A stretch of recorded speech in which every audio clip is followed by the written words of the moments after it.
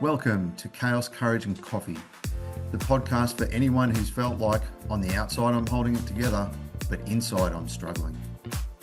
And we do it with honesty, heart, and just enough coffee to get through the day.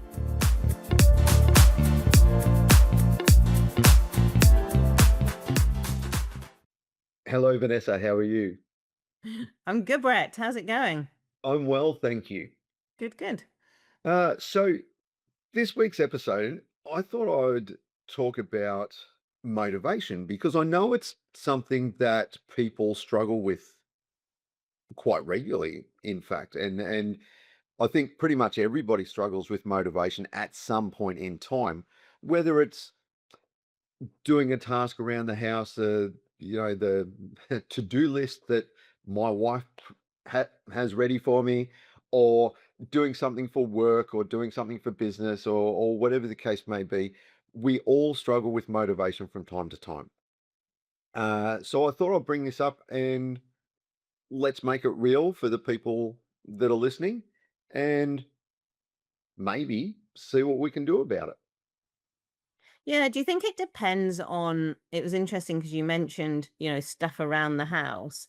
I wonder if it depends what kind of category we're talking about. And that might be an individual thing that, some people struggle more with work things or um exercise or things around the house. Like, do we all have our kind of block? Like some things it's like, oh yeah, I don't have any problem with exercising. I'm always out there doing that. But and then they have the but, and then they tell you the things they do struggle with. So just curious whether we're kind of, because I think that might be a clue for us if we knew that. I think you're right. I think what you're maybe trying to get at is what's important to us. If Right. it's important, then we prioritize it and we have perhaps a more innate motivation to achieve that particular thing. But if we're not interested in it, if we don't consider it personally important, even though we know in the bigger picture it's important, then maybe we're not attached to the outcome. And so there's no drive. I don't want to overuse the word motivation, but there's no drive to actually complete that thing because we don't see, well, here's something, we don't see a reward in putting in the effort. Yeah, well, that's funny because what I was just thinking is things like house things. I find I find it like, yeah, demotivating. So the complete opposite, because you do things and you have to do them again. You tidy the house, you clean the house, you have to do it again. Um, so yeah, I think I'm gonna need a reward for that. A gin? I don't know, but because otherwise you get to the point you're like, this is just, it's almost like this is pointless. I'm doing this all the time. For what reason? So how can I be motivated to do that? I think the motivation comes from why is it important or why does it need to be done? What is your individual motivation for doing this thing? Um, I mow the lawns. And 2 weeks later, I have to mow the lawns again, and 2 weeks later, I have to mow the lawns again, and it's not a quick whip around the house in 5 minutes of, I don't live on a large block of land, but it takes me a good hour or so to mow the lawns, and if I can do that on a afternoon after work, that's great, but most of the time it's on a weekend, so I've got to fit it into a weekend, and it's frankly annoying. Um, so where's my motivation for doing this thing, as you say, again and again and again? So for me, mowing the lawns is part of that presentation. I like to have a nice, neat house. I like my lawns to look good. And so my reward is when I'm finished looking at it, it's all nice and neat. And that gives me that reward, that sense of satisfaction of a job well done. So I think it's finding the reward in the outcome. I think in this circumstance is where the motivation comes from. So for you, if you're, yeah, or for the mums or parents, picking up after the children, the reward might be the nice clean house at the end of the day when there's no mess. I know, Mm. and it's going to change the next day when the kids get out of bed again. I know, um, because I've been there. But that might be the reward in and of itself, if that's important to you, or if you can attach some importance or sense of reward to that. Yeah, we could talk about rewards a lot because it is something I talk to my parents about. I would just want to pick up on something else because, yeah, to be honest, like the reward of the clean, tidy house, it's almost depressing because you just know it's not going to last. But I just had an interesting thing in what you were talking about when you were talking about cutting the grass. And what I found interesting, because you said, oh, I might do it after work, if I can, but otherwise I have to do it the weekend. And I heard in there a little bit of resentment that you've got to use your weekend time to do it. And that made me think, is it about choices of, we have a finite amount of time, right? That's one of the few finite things that we all share, and we get to choose what we do with them. Now, if we get to choose to do our lawn or tidy the house, that then 2 weeks later or next morning is undone, then we're not motivated to do it. We don't want to do it because we've also got this other feeling about it, this resentment, this, oh, I've got to do it. I should do it. My reward is going to be very short-lived. That is true. And again, I think it's so we've got competing priorities. You're right. Time is an issue, and it's how do we manage our time and where do we prioritize where we put our effort or spend our time, and how do we do that? And you know, I don't think there is never going to be a one size fits all approach. It's one of those things that everybody has their own priorities in life, their own values, what's important to them. And so it's when we come to motivation, sometimes the motivation is not there in a necessary task, which, tidying up the house, mowing the lawns, whatever the case may be. It's all those things. Cleaning the toilets, all right, that sort of thing. It it needs to be done. Nobody likes to do it, I'm sure, but yet it's one of those things we have to do. And while it might not take long, how do we find the motivation to do the task? Maybe we Might don't. Maybe that's wrong. Like, why do you need like, the toilet's gotta be cleaned. I like that we're down to the toilet now. The toilet's gotta be cleaned. Are you really expecting me to get motivated to clean a toilet? So maybe that's the problem. Maybe we shouldn't be bothering with motivation, 'cause that's gonna take me a long time to get motivated to clean the toilet because it ain't fun, and I'm not really sure what the reward is, but perhaps we should come off the toilet conversation. well, I think you're right. And now I think we're heading into a more perhaps productive um, path for this conversation. And I don't think motivation is everything that it's cracked up to be, honestly. And I might be controversial and people might not like hearing this, but motivation isn't necessarily going to be the starting point. The starting point for some things at work or in life might be just starting, taking action, and then the reward for the action is the job well done. And if we're doing something like building this podcast, it was difficult to start with. How did we keep going with the setbacks we had and all those sorts of things? We just kept taking action. And now we've got this podcast and we've got published episodes and all those sorts of things. And the motivation is in publishing the next. We want to record the next one to get it out there so people can listen to it. But it started with action. And I don't think motivation, as I said, is the be all and end all that a lot of people talk about. We don't need to be motivated, but we do need to take action. And whether that's mowing the lawn, tidying the house, or even cleaning the toilets, taking the action, and then it does look clean and tidy. and usable when you're finished and presentable when guests come over and those sorts of things. So if motivation isn't the Kickstarter, like, so we've been sitting around waiting for motivation. I'm looking around, come on, motivation, where are you? And it's not coming. So if motivation sometimes is not going to come and it's not the starting point and it's not the Kickstarter, then what is the thing that's the Kickstarter? What makes us do it if it isn't motivation?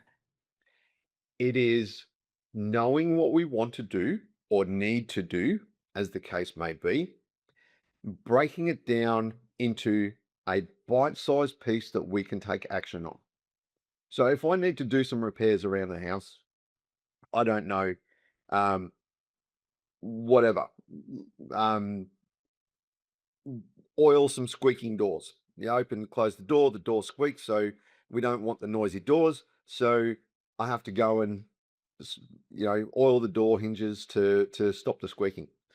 If I think about all the doors I have to do, then that becomes, it might be a little bit overwhelming. And I know oiling the doors is not a difficult job. It doesn't necessarily take a long time, but I'd rather do something else. But just going into the shed and getting the oil is that first task. And now I've got it in my hand and I do one door, then I'll do the next door and the next door and the next door. It's not the motivation, it's the taking action, that first small step. But do you know what I just heard in all of that?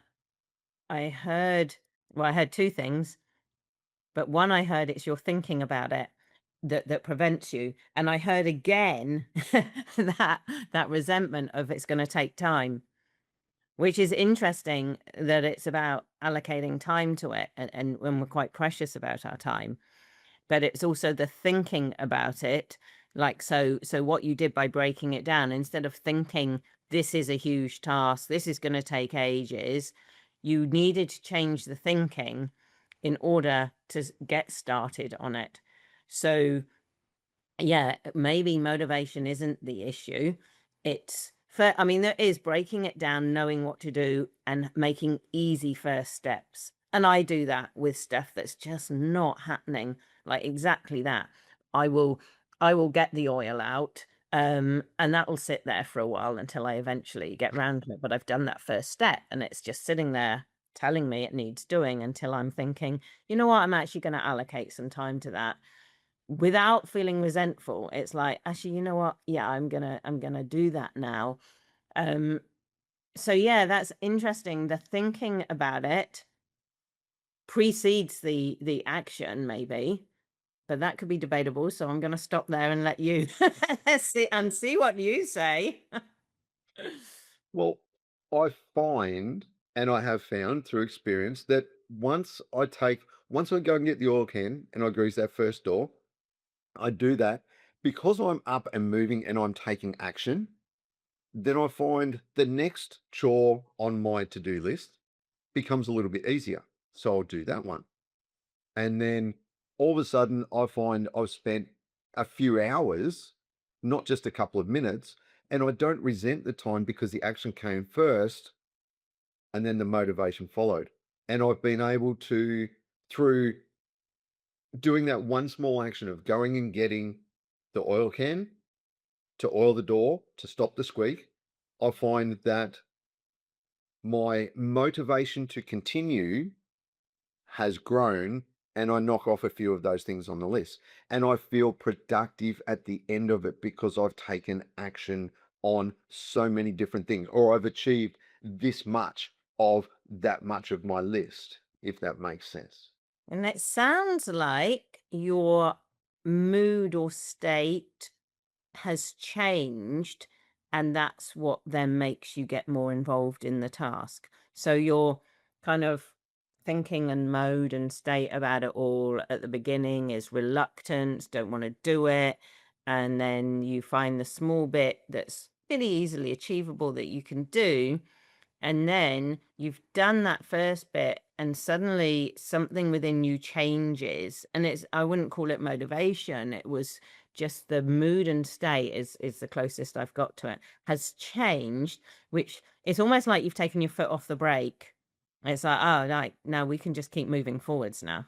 Yep, that works exactly. And it becomes so much easier. But I didn't start with motivation. I started with action. And the action then leads to carry on. And one small action grows into the next step and the next action and the next action. And there's reward at the end of that. There is a sense of accomplishments once we've done so much work. I still think that before your action, there was some thinking, the breaking it down or something. So I'm just wondering if it's how we not pose the job, but how we dress it up. Because I do the breaking it down for sure. Because I've proposed this job that I need to do, and it could be a big uni assessment, it could be a big project at work, and it feels like it's going to be hard and it's going to take up a lot of time and it's going to take a lot of energy. And so I've got this mood around it. And by giving it a little bit of thought, pulling it apart and picking off one piece, then so I have a look, there's a little bit of a think before the action. Like, how about I do one bit of it? Or how about I reframe it? Or how about I look at it differently? Because as it stands as this big thing, that's just gone in the too hard basket. And I'm waiting for motivation now. This is big. How much motivation is going to have to come along to get me started on that? An awful lot. So it doesn't happen. So this big thing is still sitting there. We have to change the way we think about it and the way we're looking at it and what it is. Bite off a little bit first. Yeah, you're 100% right. So sometimes that motivation is my wife nagging at me, This needs to be done. Go do it. Why haven't you done it yet?" Um, but other times, you're right. If we think about doing 4 hours of work, it's too big. It's painful. But if we think about doing 5 minutes, if we think about coming in and I've got this idea, I'll just sit down and I'll type this one up for a uni assignment. I'll put this idea down so that I don't forget it. Then suddenly we're fleshing it out and we're on a bit of a roll. So we do the next bit as well. And as we start doing this one little piece, the next idea comes and the next idea comes. And all of a sudden we've not lost, that's the wrong word. We've put 4 or 5 or maybe 2 or 3 hours of effort into this particular uni assignment when we only sat down for 5 minutes. We've been lost to the world, I suppose, because we shut ourselves away so we can concentrate for that period of time. It's interesting because so I'm doing a counseling postgrad at the minute, and how they present the work to us is broken down into little sections that's only going to take a few minutes. Now I like that because I can just pick off a few. And then I was like getting frustrated. I was like, I want to see it all in one sheet. Why can't I have it in one sheet? And then I realized they did give us a PDF we can download and it's all in one sheet. Now I know, much as I want that at the end of the day, if they had just given me that big PDF in the beginning, I'd have really struggled to read it. Whereas the fact that they've broken it down and I can go, right, I've read 17 of these now. It's, they obviously, I mean, come on, they're in the business, right? They know how we work. They know that's the way to do it. Breaking it down little chunks at the time, and you can choose how much you do, rather than I've got to do my reading and this is how long the PDF is. And it's like, well, when do I stop? Do I have to read the whole thing? Oh my God, that's just too much. I don't have time to read it all now. Yep. Break it down into little bite-sized pieces and make the start. And this is why I said the action leads to the motivation, or the action comes first and motivation will follow. Motivation relies on reward, and we're not going to get the reward until we start taking action. But there's a big kind of thought process blockage in our head. Oh my God, I've got to get back to my uni work. That makes us, and I think this is maybe procrastination land, where you're just like, it's just, no, I can't go there. That's just too much. That's just too big. It's almost, it's not demotivation, it's anti-motivation. It's like we're starting from the opposite end, you know? Because it's too big. Yeah. because we're making the task bigger than it needs to be. Well, So also that because we're not going to enjoy it. Okay, so all of the things we were talking about at the beginning were things that we don't actually enjoy the doing. So that's a bit of a problem. We know we're not going to enjoy it, right? That's definitely a demotivator. It's really hard to start going forwards when you're going backwards. yep. So, I mean, if we could know we're going to enjoy it, but the thing is, we actually know we're not. And don't kid me, I'm not going to enjoy it. Don't dress it up that I will. The only bit I'll enjoy is when it's done. And that's the reward at the end. Yeah. But to do that, we've got to get the work done. And to get the work done, if we rely on motivation to start doing the work, we will never get there. And that's why we have to take the action to build momentum to get the work done and have the reward and feel a sense of accomplishment once it is finished. Well, let's just talk rewards a little bit more for a minute. It is something I talk about an awful lot, especially with my parents. We definitely need rewards to pull us along. Actually, it's interesting the number of times parents say, "Oh, I've tried a reward chart, it didn't work." And I'm like, no, a reward chart always works. If you've set one up and it's not working, then it means the reward is not a reward. So you need to check it's a reward, because you know what? We are humans and we work for rewards. So if your reward does not work, it does not make you want to do it, then it is not a reward. It's not reward enough. I reward myself little tasks. I'm allowed to have a cup of coffee. That is not going to work for a great big uni assignment. That is not going to work for some massive project. No, you need That's the far coffee too to get small. through it. Well, I need, yeah, exactly. It's not a reward. It's the starting. It's the first action. 3 coffees. So rewards are individual. It's what do you get out of it, or what is my reward at the end? And you're right. We all need the reward. It's about identifying what works for us. For some people, it might be a coffee or a glass of wine or a beer, or it might be a piece of chocolate, or it might be, depending on your individual motivation, if I get this thing done, then I can go and spend time in nature or meditate, whatever floats your boat. No judgment here. All right. But it's about finding your reward for this task. And I find personally sometimes just the job being done and that thing being crossed off the list, sometimes that's just a reward in and of itself. Or the fact that I've been busy for 3-4 hours on a weekend, and there's just a sense of accomplishment of having achieved stuff. Nothing necessarily significant or important, but it's just done.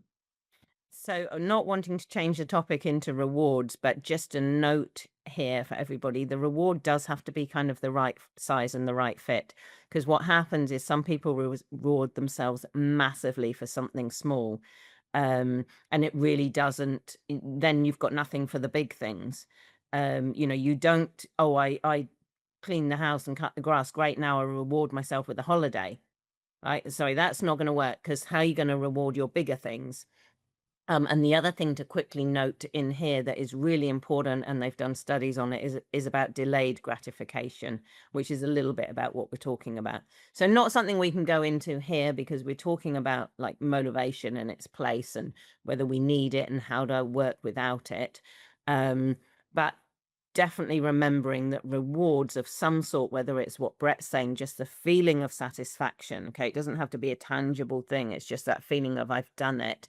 And praising yourself. This is what a lot of parents miss. Well done, I did it. I do this for my parents because they miss it all the time. They're like, oh yeah, he's behaving now, he did that well. And I'm like, well done to you and your child. Well done, and say well done to them.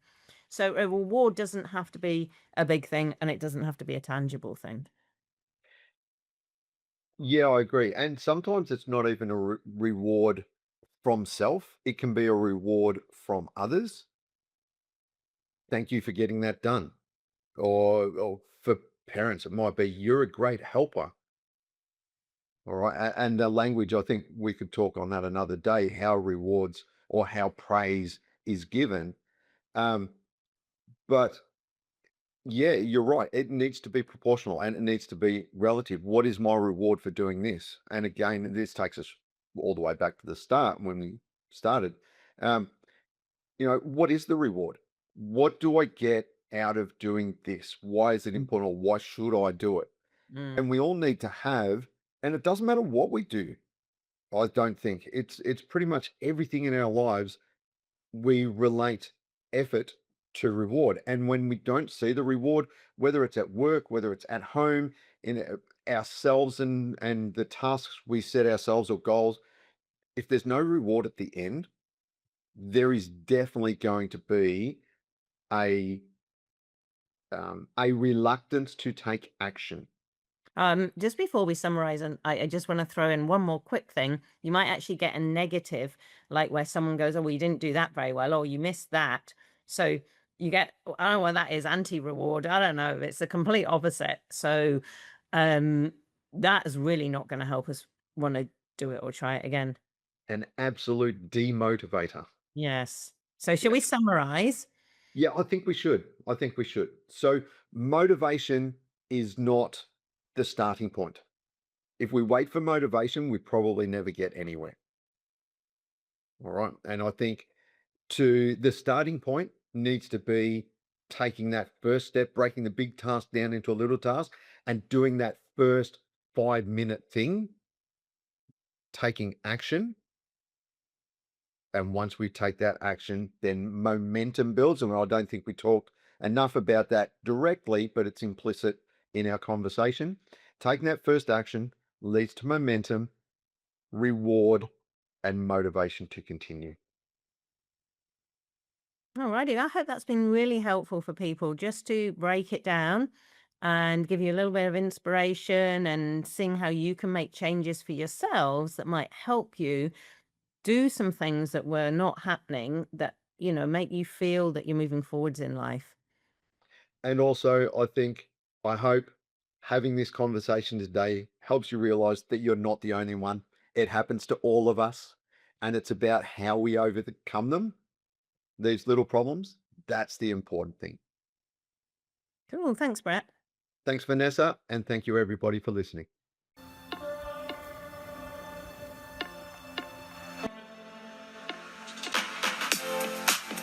Thanks for being with us today on Chaos, Courage and Coffee. Remember, you're not alone and you don't have to figure it all out at once. What part of today's conversation stood out for you? This podcast is about showing up in the mess, not waiting until it's all sorted out.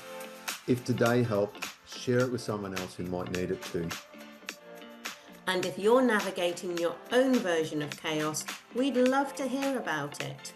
Leave a comment, message us, or join the conversation. We'll be back soon with more honest talk, less pressure, and just enough courage to get through whatever's next. See you next time on Chaos, Courage and Coffee.